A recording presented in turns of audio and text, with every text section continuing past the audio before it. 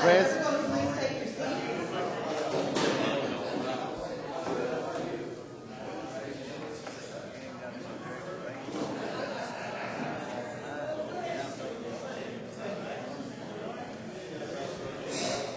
Good evening. I'd like to welcome all of you to the 5th meeting of our Unified Development Code Review Panel. I know that most of you are used to seeing Christina Joyce Wilson up here facilitating these meetings, but she's not able to join us tonight, so I've stepped in on her behalf. I'm also a part of the Human Resources team for the police jury. My name is Anita Trahan, and I handle the training for the police jury, so thank you all for having me out this afternoon. I want to first thank everyone for being here tonight. I know the weather is not the best, but we do thank all of you for your preparation, especially the review panel members, and we thank our staff members. We know there's a lot of work that goes into getting something like this together, and of course our citizens who are interested in this project. I also want to recognize the police jurors that are here with us tonight: Francis Antipont, Shannon Spell, and Guy Brain. And our Planning and Zoning Board, Frank Webb, I believe, is here as well. Thank you. I'm sorry? And David Connor, thank you. I'm sorry, I don't know a lot of the faces. I guess that's the whole point of having a facilitator that's just interested in keeping the process going. So I apologize for any oversight. Now, I also want to just remind you of a few of our, the meeting format and a few of our basic rules of operation tonight. Obviously, we've already covered some of this, but for some of you who are new to the process, just a brief reminder. We do want to remind you all of what our ultimate goal is. I believe we have that on the slide for you. And that is to have a refined document prepared to allow official action by the Planning and Zoning Board and the police jury before the end of 2011. Now, to keep things going smoothly, we do have some ground rules. Of course, we want to start and stop on time. And I'm saying ground rules, and I can't see them from here, so let's see if they're on the next slide. No. Thank you so much, Jim. If you have any telephones or electronic devices, please put those on vibrate or silent. Feel free to step out if you need to take those calls. We do have an agenda. Copies of those are at the sign-in table if you'd like to follow along. Of course, we want to make sure that we stay with that so that we do finish up on time. Of course, we're listening considerately and respectfully so that we can move forward with the project. Expressing to explore, which simply means having the conversation to make the best document that we can available. We do want to ask that you limit your side conversations. I know that some of these topics are, we get kind of passionately involved, but it is difficult for those around us to hear when other conversations are happening. Of course, that our conversation be open, honest, and constructive. And finally, if there are assignments given, that we honor those when we leave from this meeting tonight. Of course, we also want to stay on task, and so we've been using a parking lot for that. If something comes up that's not related to the sections that we're discussing tonight, we'll add those to our parking lot and get to those when it's an appropriate time to address those. Some of those will kind of get addressed just in the future sessions. Again, to reach our ultimate goal, our panel does need to complete its review by the end of August. We are on track as far as I know. The remainder of the year will give appropriate time for the Planning and Zoning Board as well as the police jury to review the document and take any further action. A little bit about the meeting review. Basically, we're going to cover Articles 5 through 8, and then we'll do a wrap-up that will include comments from our citizens. During the course of the evening, we understand that there may be some questions from our panel of experts. But we will ask that observers to the process, the citizenry, actually hold off on questions until the end. We will allow for that at the end of our time together. And I believe with that, I'm ready to turn it over to Jennifer Wallace. And thanks again for being here.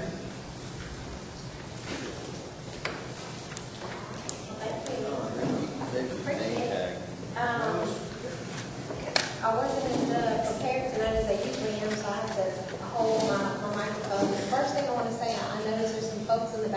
We do have some extra chairs in the room right when you come into the entrance if you want to grab some. Might be a long night. All right, so we're going to pick up where we left off at our last meeting. We were on Article 5 on page 190. If you recall, Wes Frank took us through all of the landscape standards and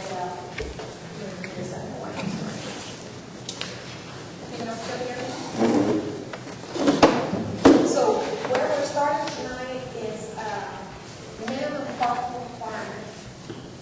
And just to go back and give you an overview of Article 5, this is probably the most substantial article in the entire document. If you weren't able to join us at our last meeting, you can view everything on our website. We have a web page for our proposed unified development code. It has all of our documents and all of the videos of our past meetings. So you might want to review that because there is a lot of critical information that we covered. But this article overall establishes standards for developments of sites and buildings. We try to allow a wider range of uses on parcels through landscaping, buffering, screening, and things like that. And then we also try to protect the rights of neighboring property owners, also with that buffering. And then there's some other issues with industrial hard surfacing that we'll mention tonight. But some of those things are intended to protect neighbors' property rights. So we'll just kick off right here. As I said, minimum parking requirements.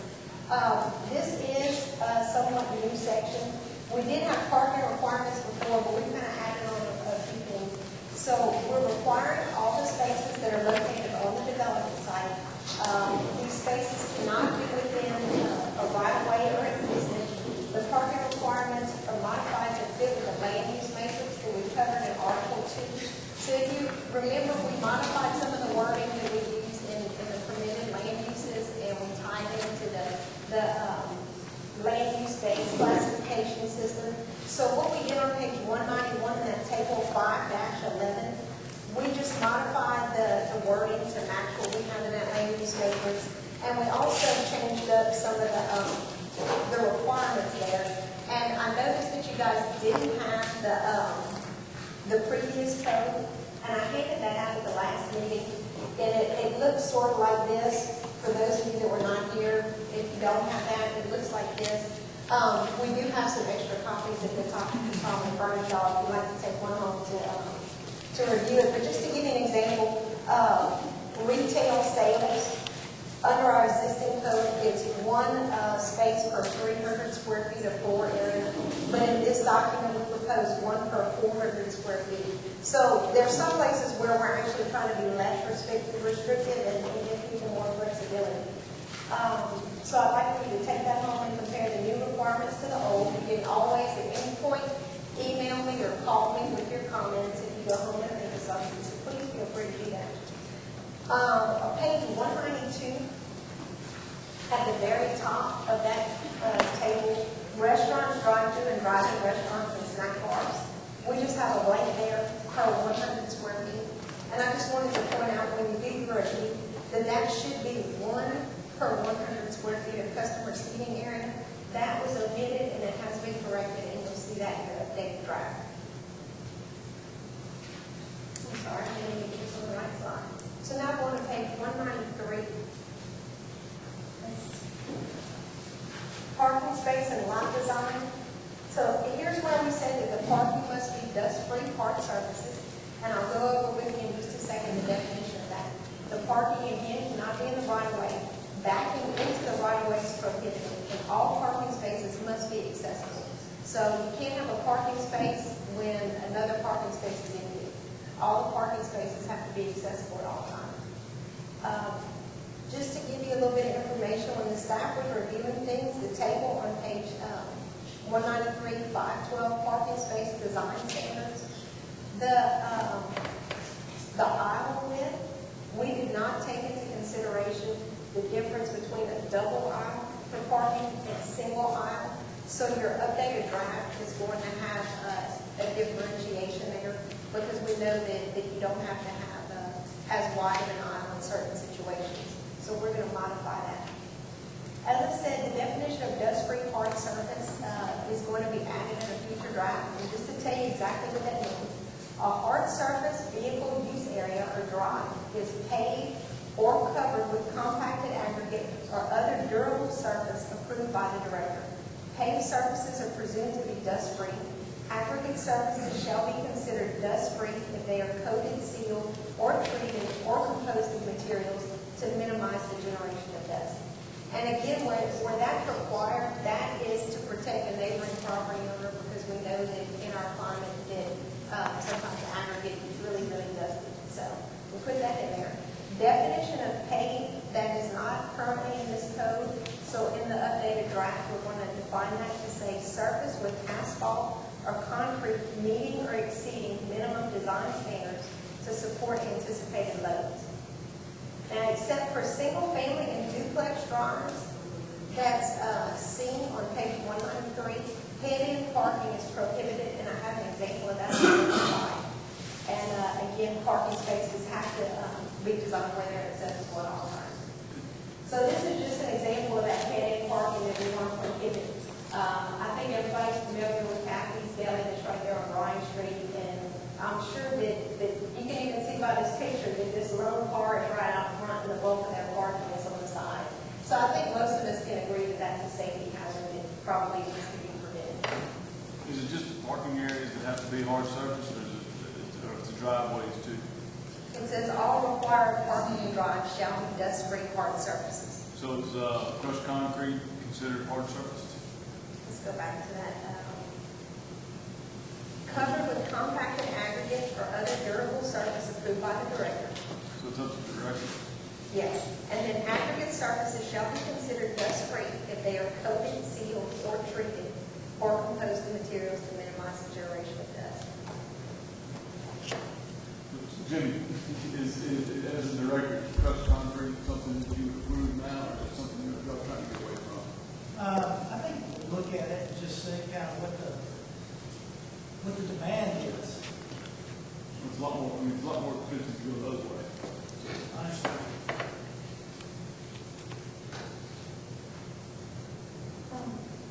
Do we need to clarify on the changes comment section, just so we can clarify?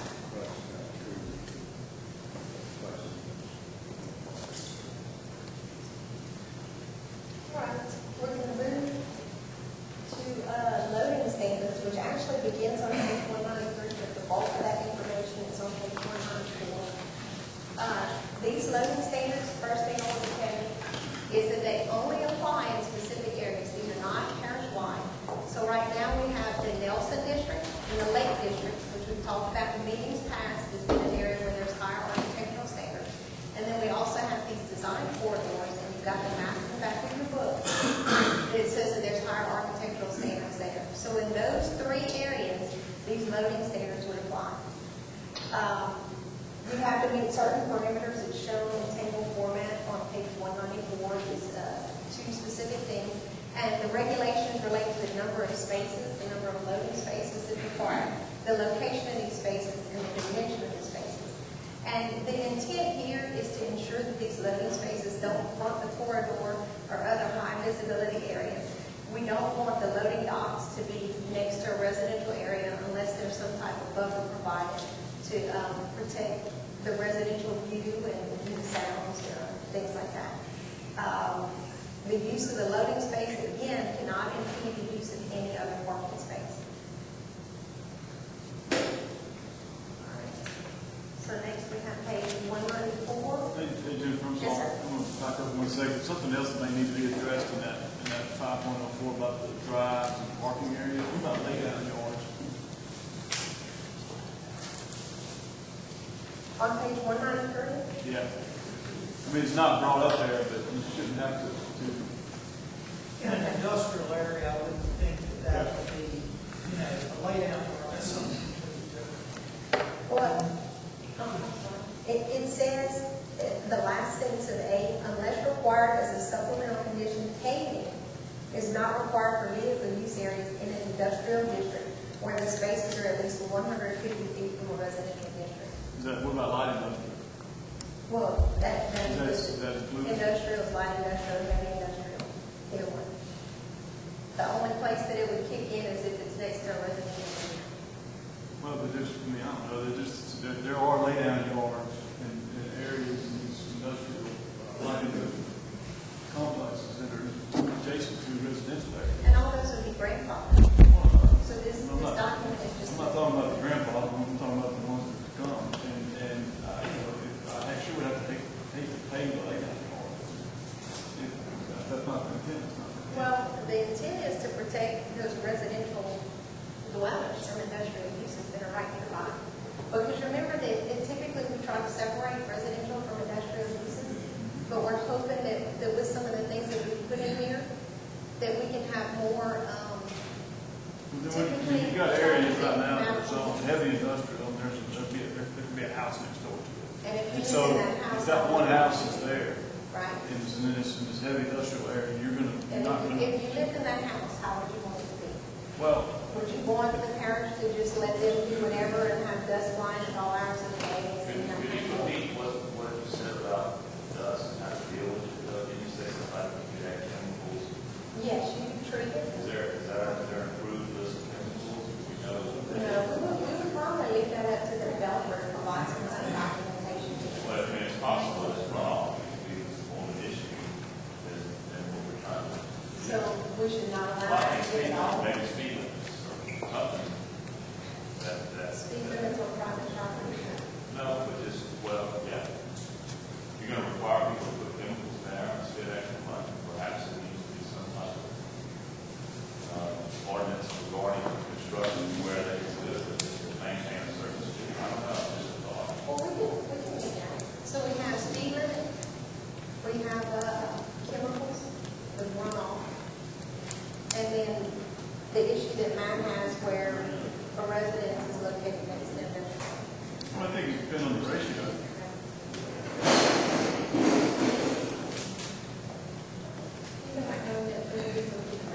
I know that we've done some projects where we require our contractors to maintain certain speeds. Done it. I don't know, how it's important, it's what, perhaps it's heavily populated and there's, it's at least some type Those of. chemicals kill trees, it's such a water. So I guess this is one of the important places where we need to pay attention. Do we want the parish to impose speed limits on private property? It's just a suggestion. I'm not saying that. I'm looking for the solution. All right. If y'all tell me that it's okay, as a group, that y'all feel like it's acceptable for the police jury to impose a speed limit on private property, we'll definitely. But if we look into that and then we hear, I don't know what the best approach would be. It concerns me that if we're forced to add chemicals, if there's some repercussion to that runoff or some issue. I don't know what the chemicals are. It's not my field. I don't know. But I do know that they usually add diesel. This is not past limited experience. I certainly don't think people want that in the world. I think the stormwater regulations might address some of the chemical issues and type of services that are allowed in those areas. When we're reviewing to see if they want to put a non-hard surface or dust free. Well, I mean, my fear on it is in a light industrial situation to require the developer to hard surface everything. I mean, there's a lot of laydown yards and light industrial buildings that have aggregate. I don't think there's a big problem. And again, I guess it's up to the discretion of the director. Like in this case, is what it says. So I don't know what the leniency is. It seems like we're going after, if the intent is to hard surface everything, I think we need to, it needs to be looked at a little harder. But if the intent is to do things the way we've been doing it, I don't have a problem. But it's, I guess it's a little vague in here. Again, it gives the director a lot of authority.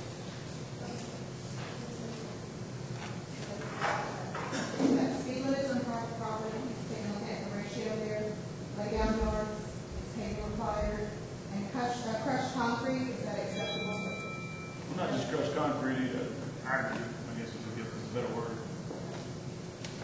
Tim, did you have any comments? Well, if I understood, I think that what you're trying to do here is to give them other options besides saying you got that hard surface. And there's nothing being required, it's just those are some other options that would be available to the property owner so that they don't have hard service. Right. That's correct.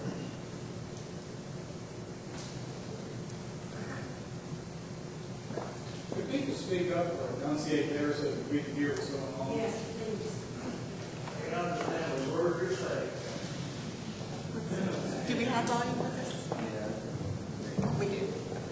We'll just pass the mic around if you have a No, comment. makes sense. Thank you. You're welcome. Appreciate that. All right. So back to page 194, where we start off our sign regulations. In this section, as we did in our other sections, we really didn't make that many changes. We expanded our purpose statement here. And we also added methodology for how we plan to measure the sign face and things like that. And both of those add clarity to the user. And this is a picture before where it's not a local example. But as we review this information, I just want to stress that sometimes we can get so bogged down in looking at an individual sign on a case-by-case basis that we lose sight of the bigger picture. Because every sign has an impact on our corridors, no matter how big or how small, lighted or unilluminated, it doesn't matter. But this picture very much illustrates what we have to keep in mind when we're proposing regulations. Excuse me, I don't know why I'm turning away the microphone because we. On page 195, we are on on-premise sign standards, and this again is mainly existing text. The changes that you see relate to clarification of wording, and then we also have a section on subdivision sign locations, and those signs, that's on page 196. They cannot be within the right of way except in the center of the building, and if they're placed in the median, the sign has to have two faces and has to be quiet and maintained. On 195, talking about the picture that you showed of the signs along the corridor. A lot of places get by with signs a lot shorter than when it's the 40 feet. This seems to be excessive. Just make that comment. Thank you. Maybe with the 40-foot height limitation seems to be excessive. 40-foot height. 40 feet seems excessive.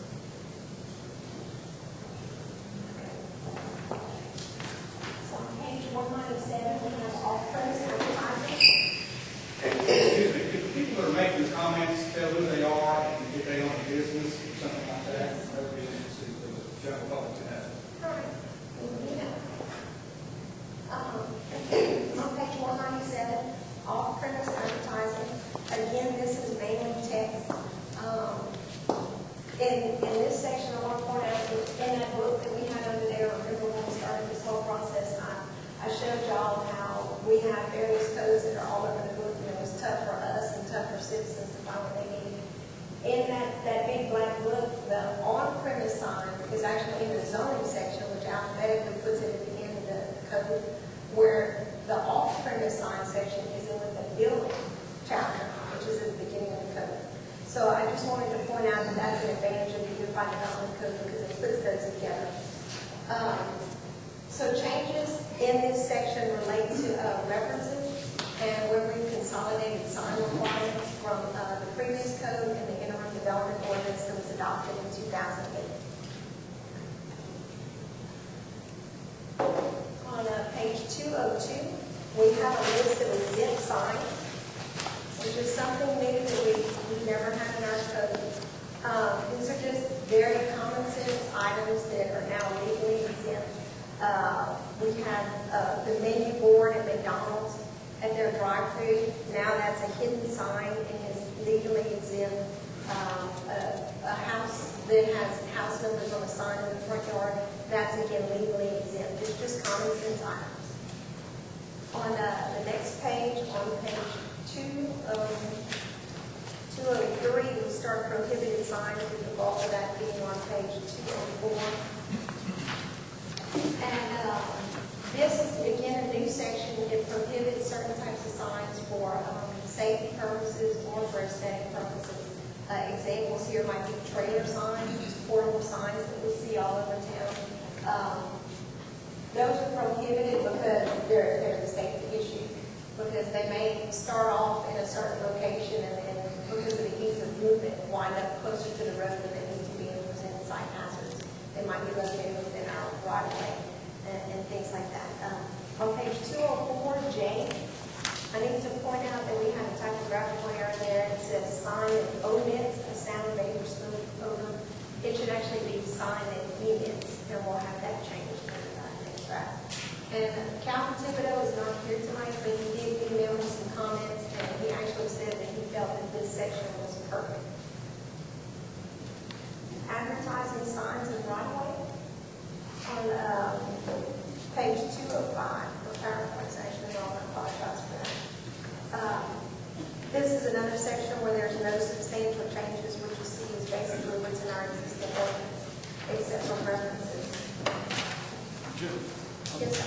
What, Matt read, what about under signs not allowed, what about animated signs, what is that? It's not going to be digital billboards, is it? Digital billboards are allowed, but we don't want animated signs where there's a lot of movement. If it flashes this for 8 seconds and then it flashes that for 8 seconds, it's fine, but we don't want any of this because it causes too much distraction for drivers. Okay, so page 207, required public facilities. We remove the community good area, which is something that we discussed in our first or second meeting, I believe, Article 2. We don't have a road plan right now, so we didn't feel like it made sense for us to leave it in the community growth area. Commercial and industrial developments, according to the chart on page 208, can use individual community sewer systems that are approved by DHH. But the residential developments have to comply with the more stringent standards where you have a 1 acre minimum lot size, or you can provide a community type sewer to these smaller lots. Calvin Thibodeau has forwarded me a comment, and he stated that he would like for us to look at a utility allocation plan, which our engineering and public works folks are in agreement to do for future developments. Jennifer, a lot of the people don't know who Calvin is. Did you mention who he works for? What is it? Calvin Thibodeau is with Entergy, and he serves on the Lake Charles Utility Coordination Committee, where Center Point Energy, Jeff Davis, we even have a representative on that board that deals with right-of-way issues and utilities. So he is their representative.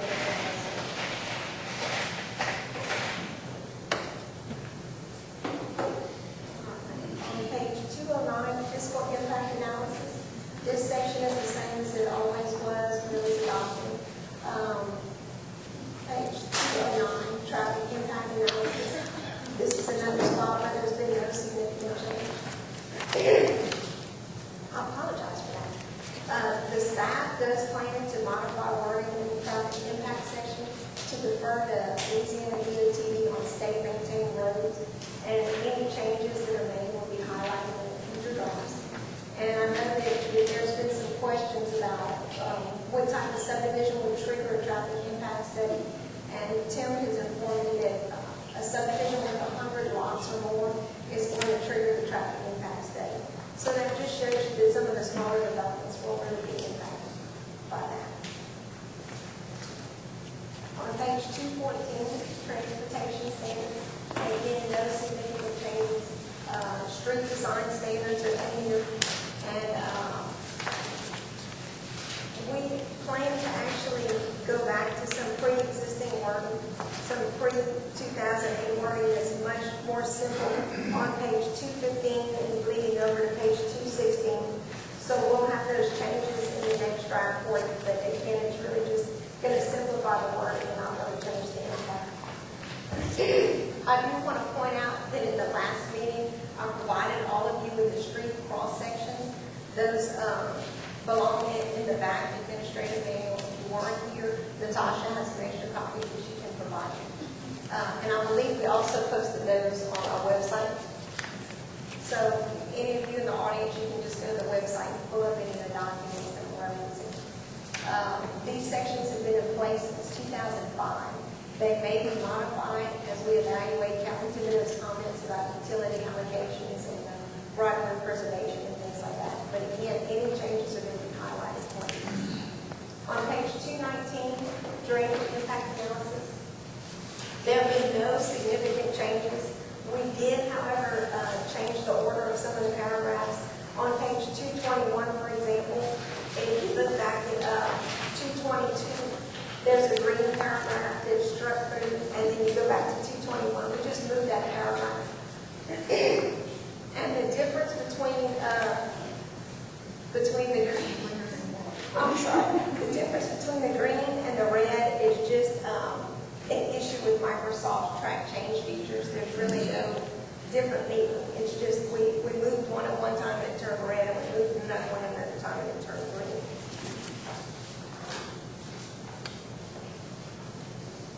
This is kind of dry material, y'all. I apologize. 226 is drainage and maintenance easements. Let's see what I've got. Let's see. We do plan to modify this section on page 230. We can take a look at that real quick, just to give you an example. In the top paragraph, additional requirements, at the very end of that paragraph, as determined by parish engineer, we're going to add in there orographic drainage district, just to give them a little bit more control over things that are in their specific areas, because we know that sometimes they tend to know certain nuances about areas, and we feel that they should have a little bit more input. So we're going to make that change there. There's a few other places where we'll make that change, so we will mark it for you in the future. Drainage design standards on page 231, there's no significant changes there, other than where we may add rough drainage districts. Page 241, stormwater systems, and then page 258, wastewater systems, page 267, water systems. There haven't been any changes there, except where we maybe changed some references here and there, but the impact and what's going to happen with the codes is all going to be the same. I do want to point out, though, if we go back to Article 3, Matt, I know you had mentioned that there was sort of a disconnect with land disturbance permit and agricultural uses. And within that stormwater section, if you read through it, there's a couple places where we specifically exempt agricultural uses. But we do agree that land disturbance permit needs to be clearer about the connection, so you're going to see some changes there.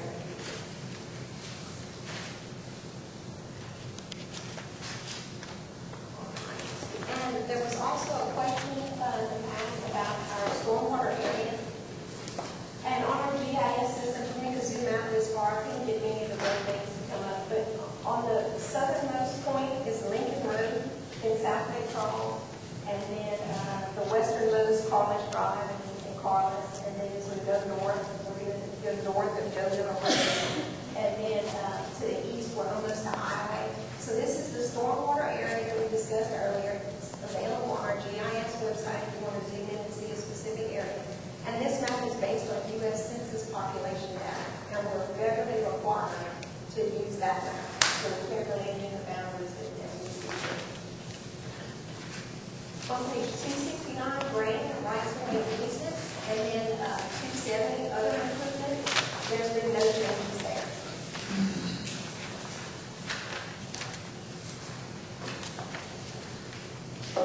Page 271.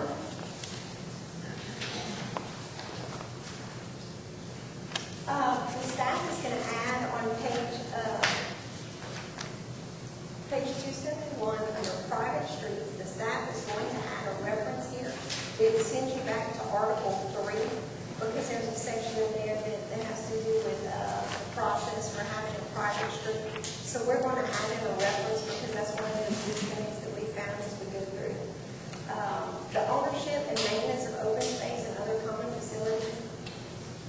This ties back to things that are optional for developers. So I just want to make that clear from the outset before we discuss any of this, that private streets, open spaces, and common facilities, they will be provided as a developer's option if he's going to do a traditional neighborhood development that we've talked about, or a planned development.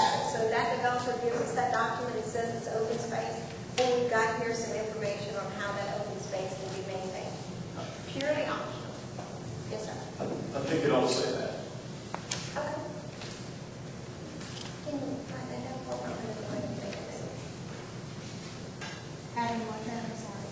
That it's optional Yeah, and it's- that it's tied to traditional T&D development of the future. Just put T&D and P and I'll know what it is.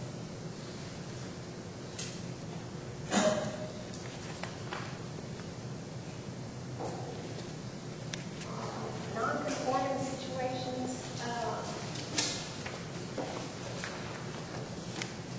on page 272.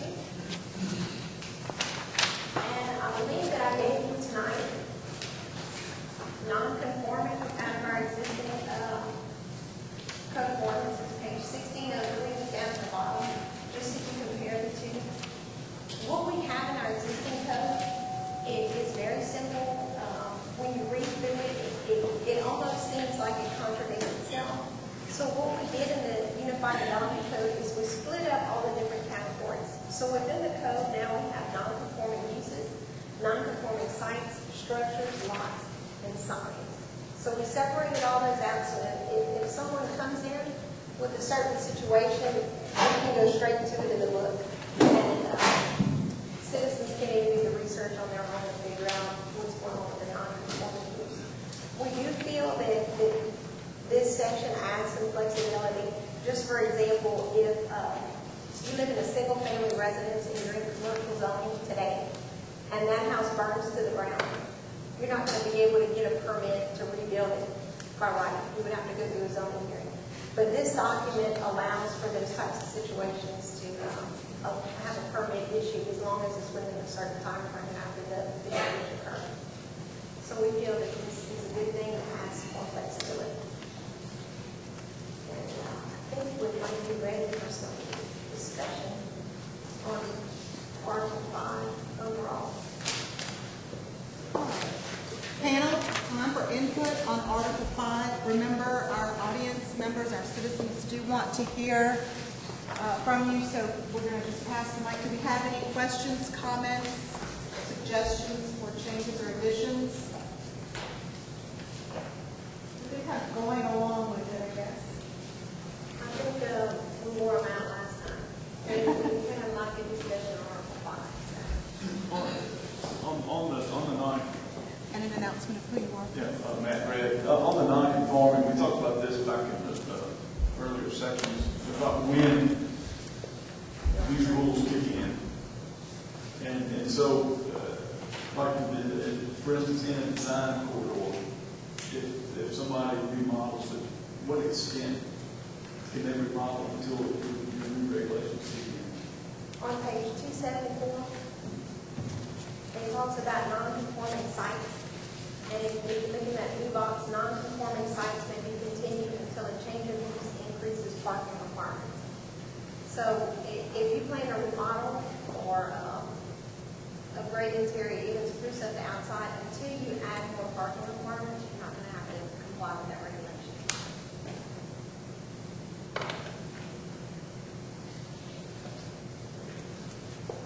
Any other comments or questions about Article 5? Wow. Are we ready to move on to Article 6, Jennifer? And before I start that, I see that Police Bureau, Cameron Brinkman is here with us tonight, and we appreciate him being here. This is his first meeting since becoming a Police Bureau. Article 6 establishes the procedures for subdivision development, and as with the Unified Development Code of Draft, we did try to include some graphics to make it easier to understand things. Yes.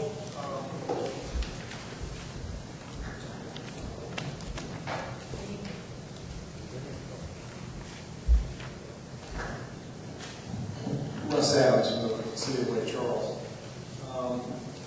Going back to the question that was asked about non-conforming uses and when it triggered, reading the code, how does the 50% investment rule take? Like I said, that's that's done, you know, not through data or something, but on page 275, paragraph D. Well, I guess that does say it's damage, so, okay, that answers the question. Feel free to ask us anytime. No. Better? Okay. I was getting a little bit of feedback on that wireless mic. Okay, so we're on Article 6. It starts on page 279. And something that we did here is we tried to clearly show who is making decisions in this process so that developers know who they're dealing with. We also have 2 additional exemptions from the general planning requirement. So let's see, on page 280, you can see the general plan minor subdivisions, that's a subdivision with 10 lots or less. And then large tracts of land that are sold, those are exempt from the general planning requirements. The minor subdivisions actually have to follow a separate planning requirement, but the large tracts of land that are divided out are just exempt. And this table is on page 282 in the book, but I wanted to show it so our audience members can see. And this shows, again, all of the various steps that's within the subdivision process, and it shows who's responsible for what. And the DRC, just to remind everybody, that's a staff team, and we'll actually talk about them some more in Article 9. But it's a staff team, it's a parish engineer, the public works director, and some folks from planning, and we bring in other members as we need. A lot of times we'll have DHH come in, and we'll have Pat Landry from DOTD come in and discuss things, because we want to head off any potential issues as early as possible, because we know that's going to save time and money for the developer. So we have the DRC here recommending to the director or to the parish engineer, and then we have a number of decisions that are made administratively, and some decisions are made by the board, and some are made by the ministry, but it clearly outlines who's doing what. On the 35-acre covenant, I'm just starting to understand if I own 100 acres and I want to sell 20 acres to my neighbor, you have to get a minor use subdivision. If you want to sell just 120-acre tract, you would probably need to have a surveyor draw that out and just have us review it. But you wouldn't have to go through a formal hearing process or anything. If your tract is 35 acres or larger, then you wouldn't even have to do that. But what if it's 20 acres? If it's 20 acres, then you have to draw it out and show us and have us review it. It's the 35 acres where the complete exemption comes in. How does that guy know that? I mean, because any attorney in town can close a transaction, especially if it's cash, something along those lines. How does he know that? Our subdivision ordinance has been on the books since 1974. But this is new. So the exemption for the 35-acre tracts is new. The planning and subdivision requirements, How is Mr. Jones going to know when he sells 20 acres to whomever he sells it to, that he has to come get approval by the parish? we have issues with that today. But the clerk of court's office is supposed to notify everybody that comes with a client to tell them. And that's been on the books since, like I said, 1974. So if it's 35 acres more, you don't have to worry about it. Under this code, if this code is passed, yes. But it's 35 acres less, you have to go get the parish's blessing to do so. It's just administrative. You don't have to go through the hearing process or anything like that, but you do need to at least do a survey to show us, yes. And that's the way it is today. But for any tract of land? Yes, it's a subdivision, even if it's meets and bounds. So if it's there, so today you do 5 acres or 500 acres, you have to bring it to y'all? Technically, yes. Okay.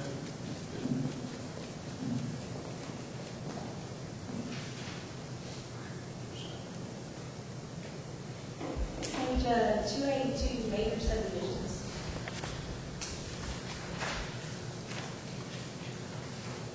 Okay, so this section is going to give the detailed explanations on everything that you need to do. Under general process and applicability on page 282 and 283, we have 4 definitions of the plans and the plats that give you some detail about what everything's intended for.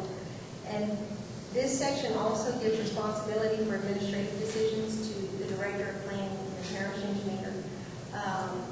The previous code, the interim development ordinance that was adopted in 2008, actually called for the DRC, that staff team, to make a number of these decisions. So this document gives that responsibility back to the parish engineer and the director, but with the DRC recommendations. So we still get some team collaboration there. I have a question. Yes. Table 6.1, can we go back to that a minute? Under the current code, under commercial industrial site plan, it says, could you walk me through how it would work today compared to this new plan where you have the committee recommends and the director decides? Is that how that is today, or is this new for that example? Under the interim development ordinance that set up the DRC, it would call for the DRC to make a decision. Okay. So this unified development code, So this, under this one example that I'm asking about, this is just an added step for this one example? I'm not understanding. Well, currently, you have the commercial and industrial site plan is looked at by the DRC, and that's the way it is right now, correct? Today, no, because the police jury hasn't extended that portion of the interim development ordinance. But under the interim development ordinance, that step was in there. The thing that's changing is the responsibility for the decision. Okay. I just wanted to understand how it works now and how it will work if it looks like this in the future. That's all. The last gentleman, tell us who he is and who he represents. My name is Will Cross. I'm a landowner. So I have a note to go to page 288.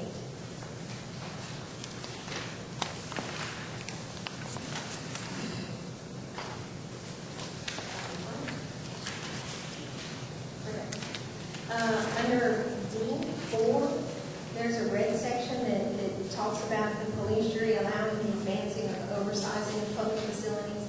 And we feel like this is a benefit to developers. We have one particular situation where a large developer was interested in doing a subdivision, and they were planning to do a local road, which, if you remember, is sort of a neighborhood street. And the police jury staff felt like it would be a good place for a collector road, which again connects two communities. So what we had talked about doing there is for the developer to go in and build the collector road, which is a higher standard, and the police jury reimbursing some of those costs. So that's where we see a mutual benefit, and we work out some type of agreement before the development begins to work those infrastructure issues out. Jim Track.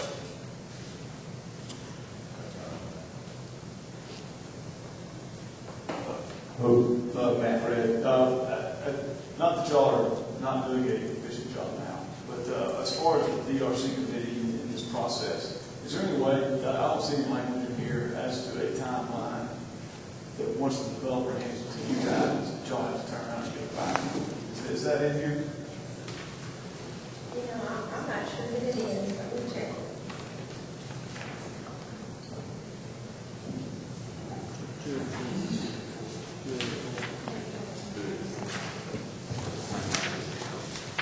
Well, 284 tells us that after considering DRC recommendations, the director shall render a letter within 10 working days. But I think that Matt's point is that he wants to know from submittal to DRC what the timeline is. Yeah, right.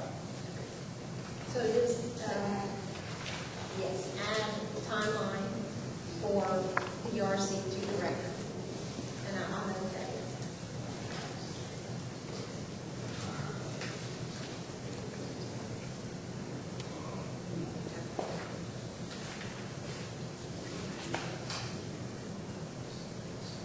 On page 290, development agreements. There has been no change there. 292, minor subdivisions. There also hasn't been any significant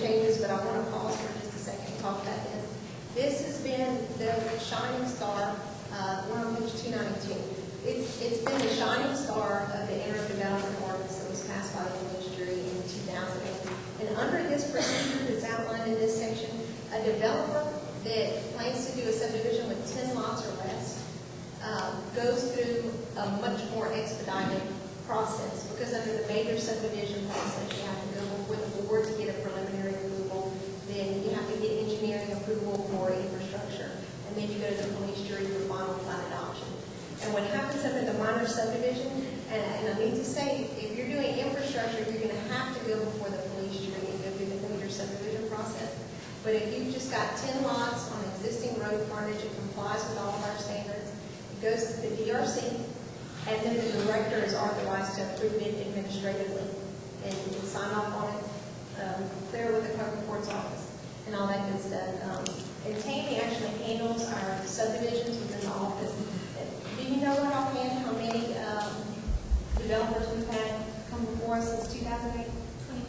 22. So we've got 22 subdivisions that have gone through this process. So it's really been exciting and gotten some new development for it. Page 295 is plat adjustments, corrections, and conveyance. This is another process that grants administrative approval to the director. So it expedites processes for developers. On page 295, I have a note. We have some examples. The process may be used to correct a plat error, including the correction of any other type of formal, non-substantive clerical error. So if the lots are misnumbered, street names are misspelled, things like that. It used to be that we would have to take that to public hearing. Now the director can do it on his own. On page 296, we have subdivision variances and deviations.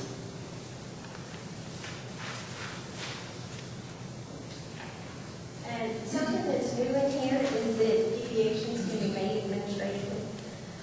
Under the previous code, if you were going to vary your standards, you would have to go to public hearing. Under this code, if this code is passed, you can deviate improvement standards with the approval of the parish engineer. And just to give you some examples, if a developer wants to vary the road right-of-way, that is going to be considered a variance from a design standard. So that's still going to have to go for public hearing and review. Deviations that are related to improvement standards, for example, if a developer wants to use less thick asphalt layer, parish engineer can make that decision on his own. And if the developer doesn't agree with the parish engineer's approval, it can always go to public hearing for them to make the final decision. Page 298, abandonments of streets, plats, and easements. This is a procedure that is long done within the parish. We actually followed state enabling legislation to do this. And it has never been formally written in the code, so what we're doing here is just codifying a procedure that's been followed for years. And that pretty much brings us to the end of Article 6. Do we have any comments about Article 6 from our panel? Additions or? I'll submit our attorney's comments to you. Great. And I can send those out to everybody. Yeah, I was just going to that. Okay, great. Anything else? Article 6, before we move on. All right. I believe our next presenter this evening is Pam Mattingly, our Assistant Director of Planning.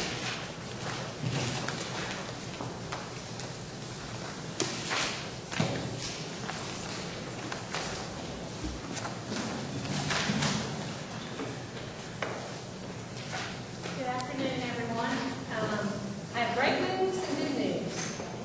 The great news is that Article 7 that we're fixing to go through, don't really have any significant changes on there. Just some few minor citations, changing some section numbers. So the good news is that I'm just really going to go over a brief overview of what this article is about and why the parish feels it is important to be in this unified development code.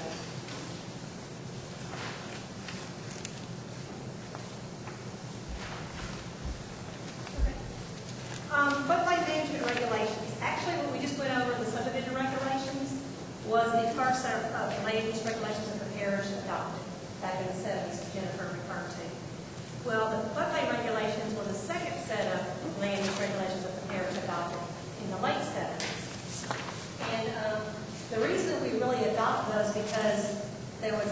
national kind of cry for how flooded properties were being handled.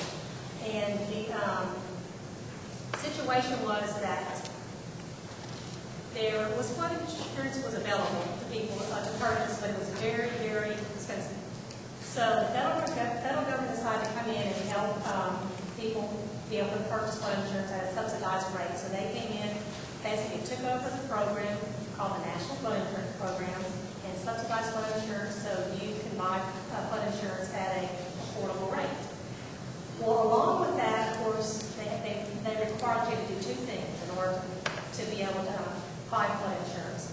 And that was you, the community, had to adopt the flood maps that FEMA was going to establish for you, which delineated what areas are high risk and low risk flooding areas.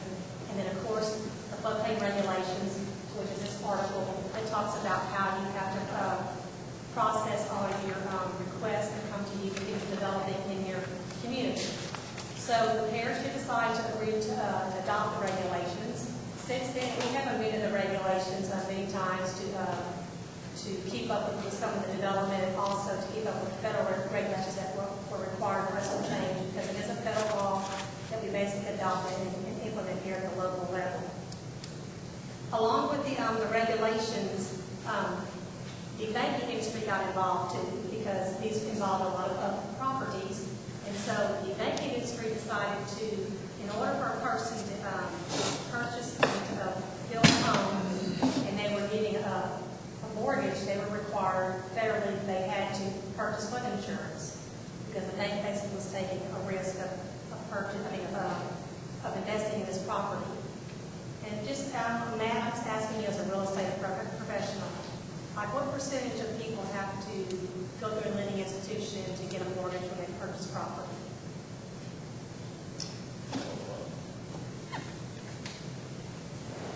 %70–80%. It's a high percentage of people. Most people that do purchase property or buy or build a home or usually go out there and get a mortgage. So this regulations help not only protect the individuals from being able to get flood insurance at an affordable rate, but also help protect the investors and the institutions getting the money out. So the government worked together on that particular time.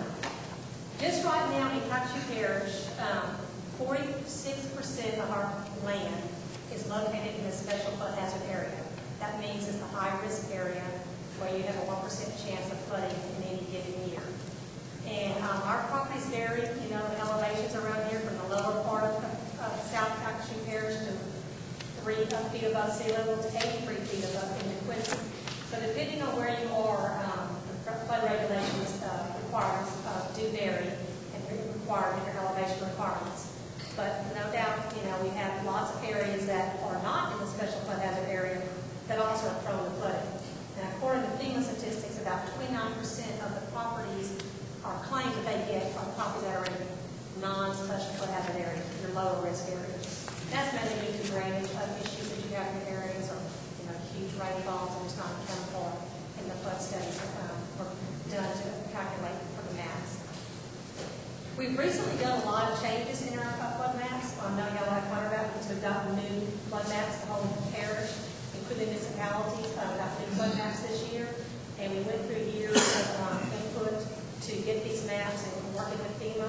So the maps that we have now, we feel are very good maps. Like they're fairly accurate. Nothing that is totally accurate with FEMA, but we feel that they're good working maps that we're able to use. And so these are what we use as our tool to implement our floodplain regulations on a daily basis. Along with the flood maps, we also, the parish has adopted higher regulations. FEMA may require certain elevation requirements in some areas, and because the parish knows their area better than the federal government does in some areas, we have to put in higher regulations in certain specific subdivisions or areas that we know are prone to flooding or what their elevation requirement was. And we've seen that it's become very beneficial to many people in the parish because when we established some higher elevations, they built these higher elevations to pass previous hurricanes, some of them did not flood. So we have seen benefits for that. Also, people do get a discount on their flood insurance when they're using these higher regulations that the parish have implemented. So there are a lot of good things that the parish has done with that to help citizens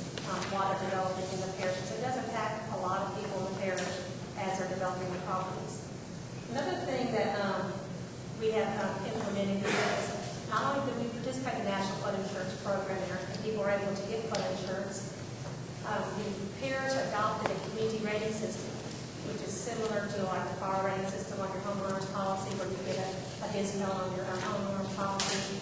The parish adopted that, and as of right now, we save the citizens 10% on their flood insurance policies. And if we weren't implementing the floodplain regulations, we wouldn't be eligible to do that at all. And that revolves around a lot of money, because right now we have over 7,000 policies in the parish, and that is about a little over $4 million premiums that people pay in for flood insurance policies. So it kind of averages about a savings of $40 per household that's saving on the flood insurance policy. And the parish is proud to be able to give that discount to them, because we don't get a discount, but the citizens get a discount. And right now we're working on getting a lower, a higher discount to lower the flood insurance. We're hoping by next year that we'll have a discount, we'll receive a 15% discount on flood insurance policy. On the flood insurance regulations, along with all the regulations, we always allow an opportunity for people, if they do not agree with the recommendations or the requirements that FEMA has set forth for us in the flood maps. We allow a provision in our article to allow for variances or to appeal the decision that's been made. And there's a process that we go through. The Planning and Zoning Board has the authority to grant variances. And we have had requests come before that board before for those type of situations. I will say that they haven't been a whole lot of requests because the regulations are quite strict, because they're federal regulations and not local regulations that we are able to have more flexibility on. And also on the appeals process, I think, I don't remember really when they were really appealing the decision of our floodplain regulations, because they are so stringent by the federal government. But there is a process for that, just like some of our other articles allowing for the appeal of that. Substantial changes that we have, that we ever have to do, have to always go before the, have to be approved by FEMA, which we recently had the FEMA flood maps revised this year. We also had to go through and give them a new copy of our flood ordinance, which we did change a few things I mentioned earlier about us having to change the ordinance in order to reflect the flood maps. We also did change the word in there as far as some definitions to allow. And one thing we noticed that we felt was very beneficial to the parish was substantial damages, because of the two hurricanes we had back to back. People are able to receive more flood insurance money if they have been considered substantially damaged through their normal flood insurance policy. And so in order for us to adopt those regulations, for them to receive that, we had to adopt those regulations, and we did that. So now people, if that happens again, they get flooded again, and they're eligible to get up to $30,000 to help them mitigate their property. So there are a lot of incentives for people to do things above and beyond what FEMA requires, and the parish is always in the mood to try and get that information to them and help them out. Also on our website, all this flood information is now available. You can go to our website and see the flood maps on there. You can see what zone you're in, if you're in a high-risk zone or low-risk zones. That's all available on our GIS part of the website. And people can do that whenever they, at their convenience. Of course, you can always come in the office and we can get that information to you too. But that's a great tool, because a lot of smaller communities didn't have that information available. The whole parish municipalities that you know that their flood map process. I don't know. We just over that really quick, but because there really weren't any significant changes, I just wanted to highlight some of the things that have been done in the past about that. So, does anyone have any questions? Pamela, you're up on the next slide. Oh, yes, that was excellent. Flood map. Yeah. Just in case you haven't seen the flood map, this is an example. It shows all the dark shaded areas are your flood hazard areas, your high-risk areas, and the white areas are the non-flood hazard risk. The majority of the areas, as I say, it's not in the flood hazard areas, 46% is. But there are a lot of areas that are marginal sometimes, that we know that flood hazards will implement some higher regulations. So this is just an example of one of the examples. I'll submit these to y'all, but we only have two comments, the attorney's review. One of them is 7.0202 versus 7.0205.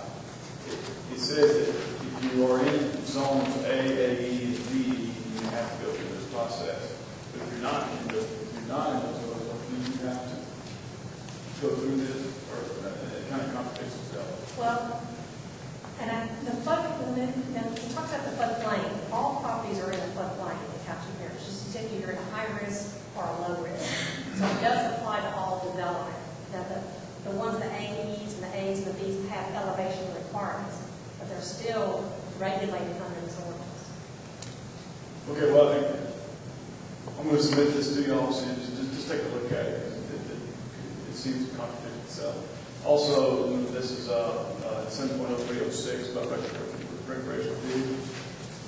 I think that may need to be defined a little better. I'm sure you're talking about fifth wheels, not four wheels. 7.06, you said? Yes. 70, I think, page 317. 317.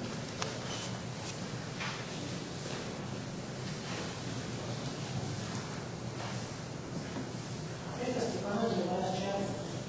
Definition.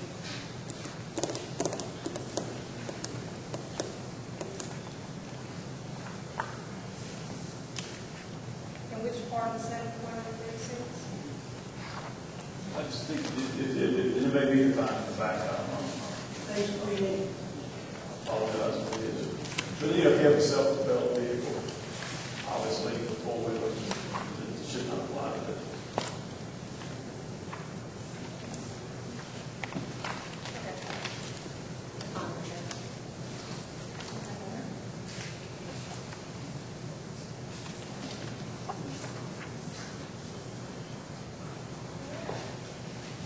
Any other comments, questions, additions, changes from our panel? All right, Kenny, Article 8.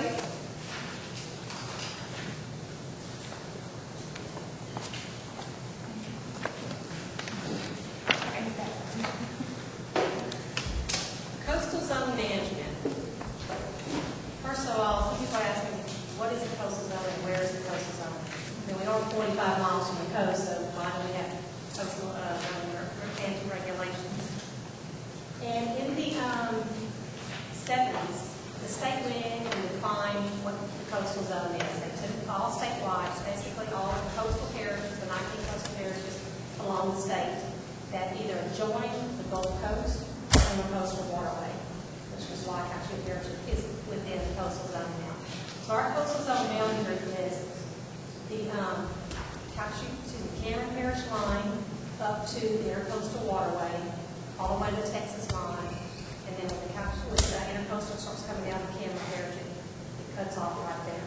So we have a fairly small portion of the coastal zone in area-wise in Country Parish, but it is an area that we have to protect, and the reason why they established the coastal zone is to basically to preserve and to enhance the coastal resources in the coastal zone.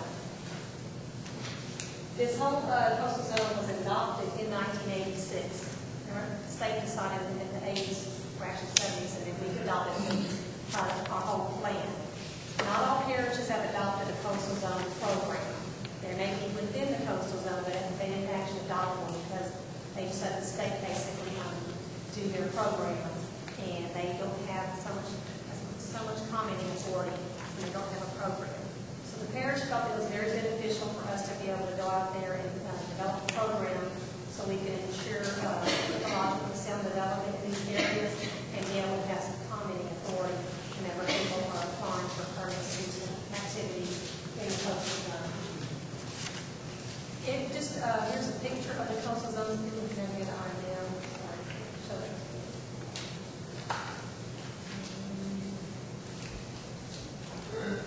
This little area right here that goes along the coastal zone, it's approximately half a mile wide. Most of the areas in the intercoastal, where it goes down by Deatonville areas. That's the only populated area in the coastal zone right now, for the most part. And we do have activity that does occur in the coastal zone, and there are a lot of exhibit uses within the coastal zone. people that normally are developing the coastal zone are doing oil and gas exploration activities because there's really not too much populated area down there. And those are probably the main activities that most people do develop down there. They have to go through a process with the Corps of Engineers, regardless if they were in the coastal zone or not, to do those type of activities.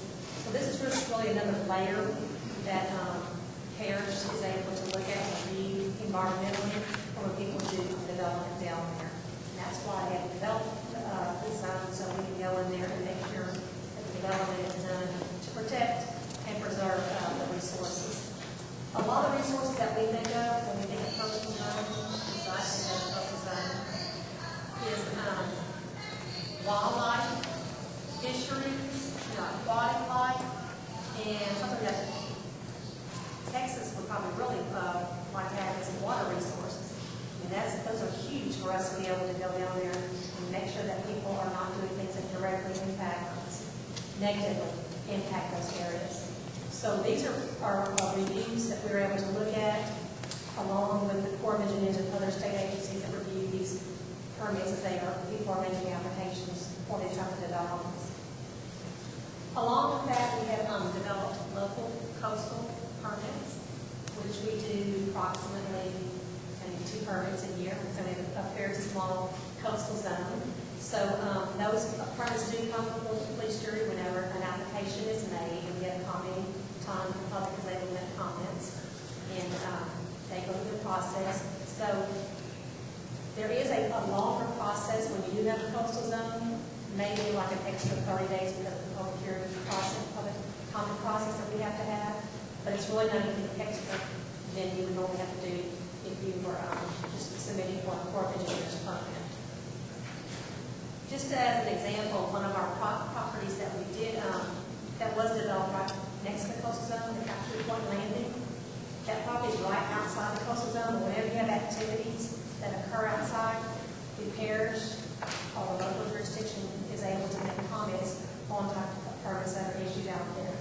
And I think y'all probably agree that Capture Point Landing is one of the nicest boat launches in the state of Louisiana.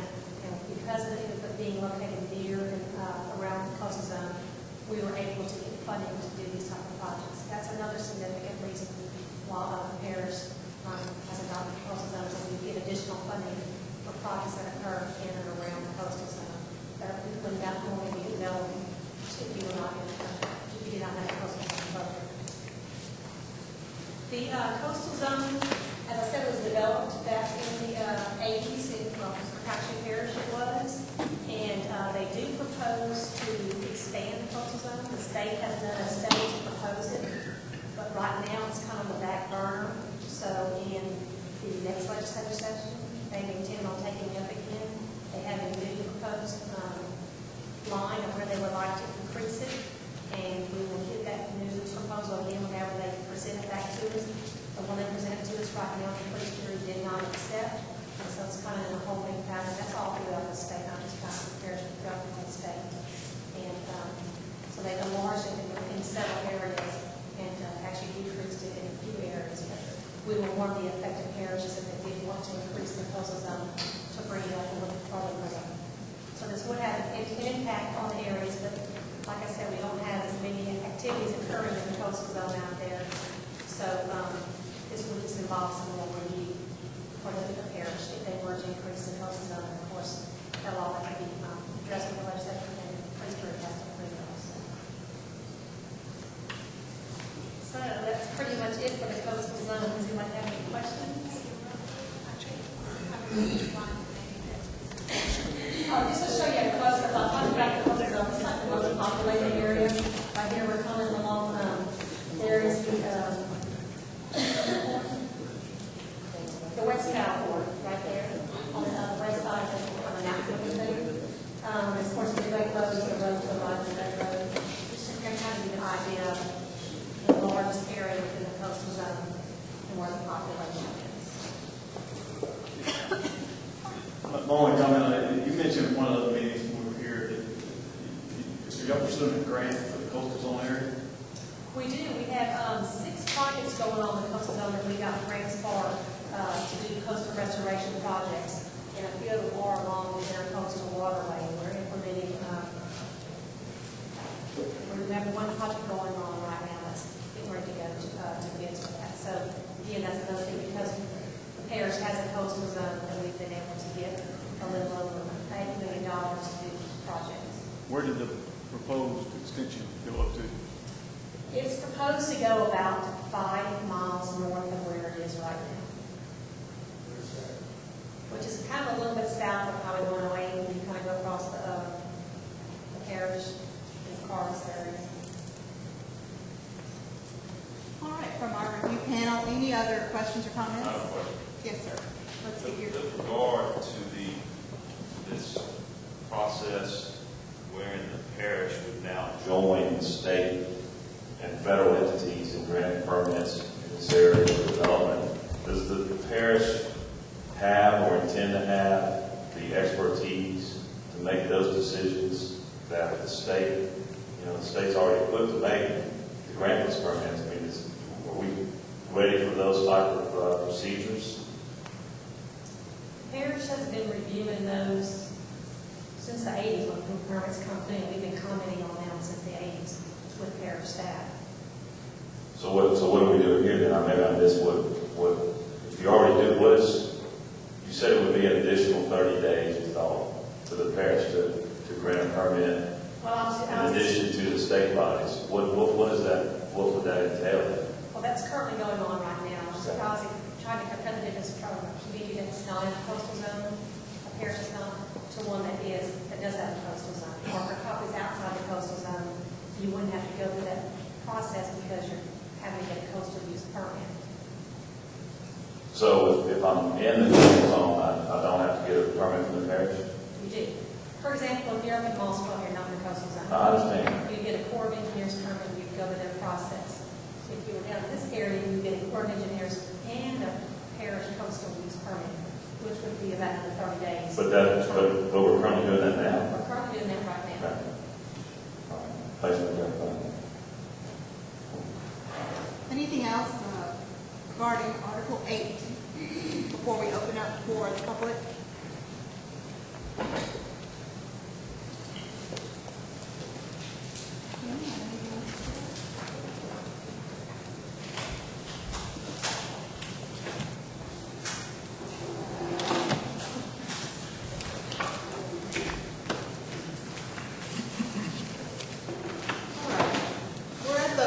In our time together, we're going to open the floor up for the public comments.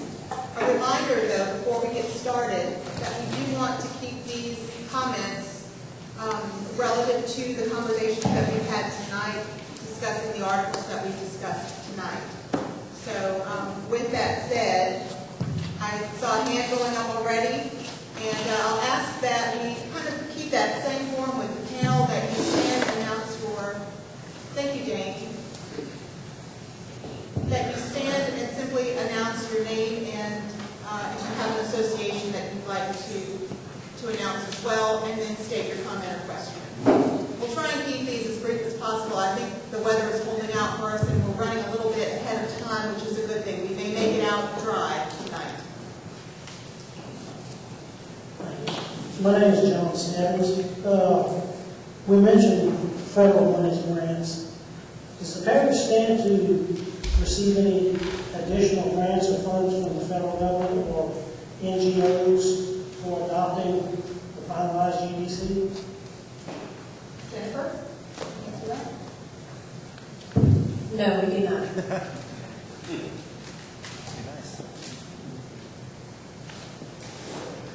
I'm Jack Wilson. All the way up, Jack. Can you hear me now? Yes. We got you now. I'm Jack Robichaud, I'm a local attorney and engaged in my Southwest Border Realtors, presented some comments to you. A couple of things I would like to point out to you. One, I had delivered at our last meeting a list of questions, of which I think we got through a few of them, but I was wondering what happened to that list. Secondly, there was one thing in Chapter 5 dealing with non-conforming use and the requirement to build to a conforming use, whether it's a 50% or more damage based on market value. I would submit to you that market value is a fleeting number, particularly in today's economy, that you might want to make reference to a square foot area of a piece of property rather than market value. The other thing I would like to point out to you is in section 6, 6.02.05, paragraph 5A, requires a dedication on your plats that dedicates the streets and servitudes, and it says, for other purpose for the general use of the public. And I would just want to point out to you that that grant gives the public the right to use that right of way, not just for utilities, but for any public use. That is a very broad grant, and I'm not sure that it's necessary that properties be subjected to that broad grant. Finally, in section, the chapter dealing with chapter 8, coastal zone management, as you correctly point out, it is a minute part in Calcasieu Parish that seems to have a disproportionate amount of regulation, the purpose of which appears to me to be primarily as be a grant recipient for federal funds as opposed to actual conservation issues. If you look in the state and federal regulations and statutes, we have expansive regulations, permit requirements, as well as trained staff, professionals to deal with this subject. I think to add another layer of regulation does not provide a cost benefit to the public. It simply delays the development. And I frankly have not seen where this brings something extra to the table other than there's an opportunity to receive funds from the federal government. And those are my comments today.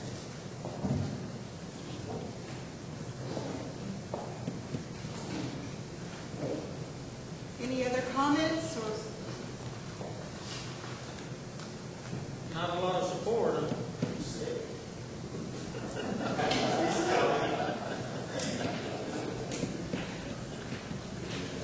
All right, well, I guess it's not, do we have another? The studies related to this developed through grant money. Was grant money provided and from what source? Are you asking specifically about the Unified Development Code? Yes. No, it's not grant funded. No grant money involved. Gaining revenue from the police jury. Pardon? Gaining revenue from the police jury. Okay, thank you.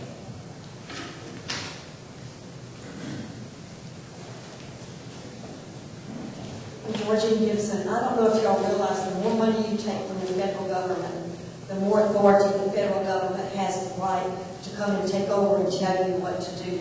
We do not need increased federal authority in our local area. We need to become independent as much as possible of the federal government.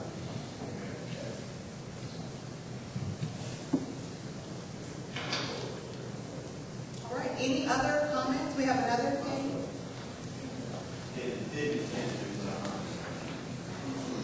The only thing I have a problem with is speed limits on private roads. Can you look at that? If it's my private road, you're not coming onto it, put a speed limit sign. I'd like to clarify what I intend, what I said about that. Okay. Okay. Developers. Let's get you a mic. Okay, let me finish one more. I got one more. 70209, enforcement of your codes. I think it's a little improper for our enforcement officers to have the right to walk onto a property or into a structure without the consent of the homeowner, whether or not he's there or not. I have seen this in past meetings, police meetings. I don't think our police force has this kind of authority.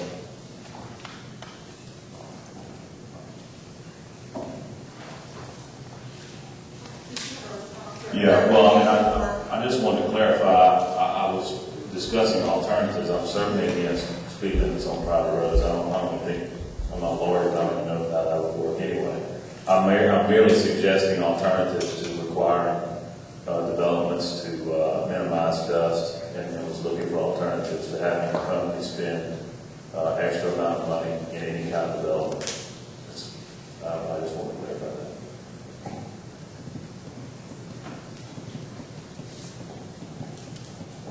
Any other comment or question? My name's Steve Barker, I live in Moss Bluff. I think it was in Article 5 you mentioned moving signs and distracted drivers, and I'm just wondering if there was some kind of a problem with that. Is that a problem that you're finding that moving signs is actually causing accidents, or? I have read studies on that. I don't have any with me tonight, but there are studies that show that distractions such as those can cause an increase in accidents. Obviously, signs are distractions on the whole, otherwise they wouldn't be successful forms of advertisement. But we do want to keep everything safe.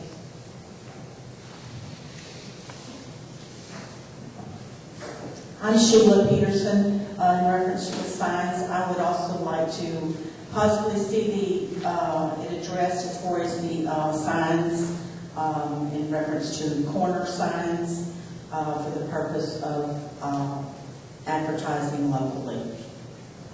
And that's more in reference to the realtor signs that are being thrown away. Can you clarify your point? I'm sorry, I think that we kind of had some babble looks up here. Maybe if we could have a specific example, Right. it would help us understand what you're I was referring in reference to the realtor signs, like in reference to the corner of the entrance of a subdivision. We have a lot of, and I am a realtor, we have a lot of owners that request those signs, and they just look, they're very puzzled when we say the parish doesn't want us to do that. I would just like that to at least be reviewed. I'm sorry?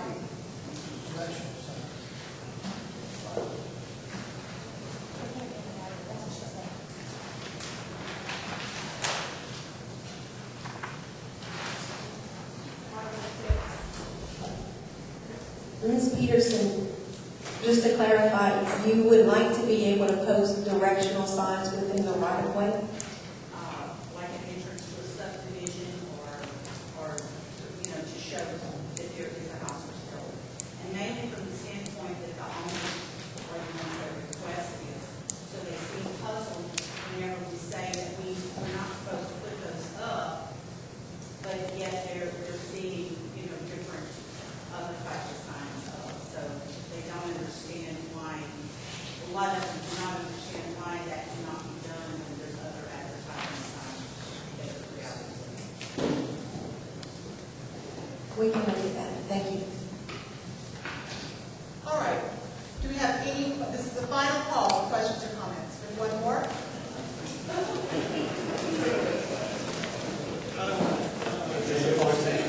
Charlie Atherton.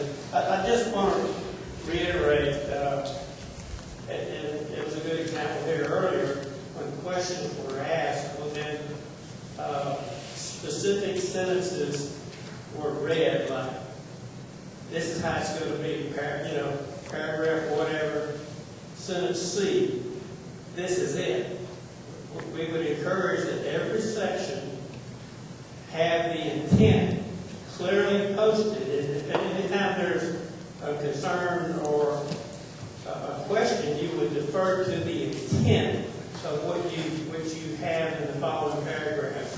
And because what scares the public is when you have a question about an issue, and then you get honed in on one sentence or one little short paragraph, and then that becomes the law, and it may or may not, the end result may not be that it's following the full intent of what it was that the section or the paragraph was trying to implement.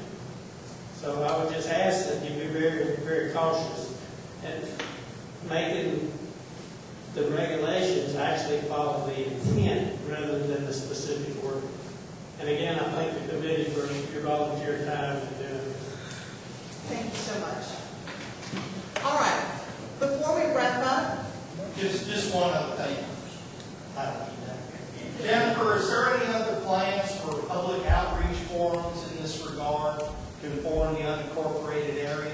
Or is this venue it?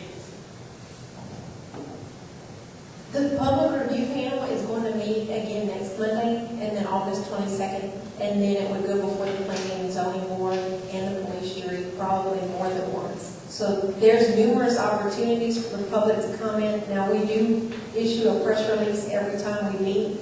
Whether the media publicizes it or not, we can't really control that. But there is going to be a concerted effort for, as you did in Vision Couch, you could go to some of the smaller towns in the unincorporated areas like Quincy, Benton. You don't have any plans like that. This is still flying under the radar. The general public doesn't have a clue what the UDC is. I'm asking about outreach. So if you don't know what the UDC is, and that's a bad acronym to use, Unified Development Code - Land Use Regulations would be more appropriate. This is flying under the radar, and the general public has no clue, for the most part, that this is going on. I'm sorry, they don't read the newspaper anymore. They don't look at your website like they should. This is the best turnout we've had out of the 5 meetings, and unfortunately, this is the last meeting. I think you've got to do some outreach beyond the planning and zoning and the police jury meetings. I think you've got to go to the public, in my opinion.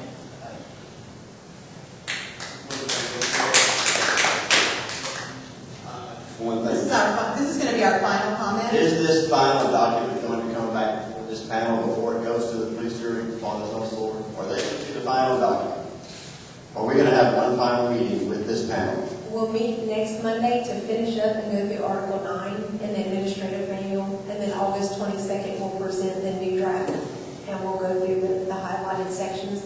And at that time, we'll also have the feedback document, where we'll include all the suggestions that have been provided along the way, and that document will either show that the change has been made or provide a brief response as to why it has not. Thank you, Jennifer. Okay. All right. Thank you so much for your comments and your input. I was just about to announce the fact that we do have a couple of upcoming meetings, so please do mark those dates on your calendar. July 25th is the next meeting. That will be covering Article 9 and the administrative manual. Now, our panelists should have received Part B, which covers the street cross-sections, Part E, which is the fee schedule, Part F, the urban service area, design corridor and zoning maps, Part G, the transportation plan, which is given out tonight, and Part H, the master private road list. If you don't have any of those documents, we believe Natasha might have some of those handy tonight. If not, she can get your email address and make sure that you have those and that you are prepared next week to review the documents and have an informed conversation. And then the final meeting, we believe, will be August 22nd, which is when we will review the updated draft, which of course takes into account all of the public comment, the recommendations of the panel. If you do have specific questions that you did not get a chance to ask tonight, and you'd like those to be covered next week, you can contact the planning department. That contact information, I believe, is our next slide here. Please feel free to get in touch with Jennifer or any of the planning folks by giving us a call at the number on the screen here. And again, depending on the number of questions and comments that she receives, we may also look at a shortened meeting next week. So get your input in now. I want to thank you all for coming out tonight, again, for your homework and being prepared with us this evening, and safe travels home. Good night.